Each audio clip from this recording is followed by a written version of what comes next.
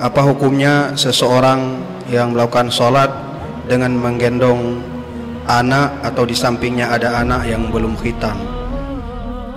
Salat sambil menggendong anak, payah balik dan yang lom. Dia le pertanyaan payah tatuman yang lom dia. Anaknya inang puagam. Karena menyo anak inang hana kulub je kan. Begitu itu gerah kasuci hana masalah. Menyo anak agam nak kulub penisji. Menyo kulub nyan han terbuka bahasa Aceh boh buta kun. Nya hana pupucit hana wajib japlah.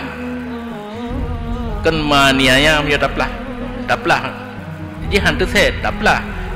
Nah dia dah peglih atai dalam hana geriwa ilanya ni mian kan mo masalah che mandang gagaru reung ni no kan monyo jih boh tu set na ta buka wate jiduh nya darah dalam hana masalah inang hana masalah boh tu set na darah dalam wate jiduh nya hana masalah boh puta menyo hana itim tu set nya kira lagi amprut hana masalah cik. Bahkan Rasulullah ani inang Yohana salah kan umamah ani inang ahwate aleh homai wate gedang getingku wate kesujud kedua na contoh yang mana nabi kaji aleh karena contoh kaji kan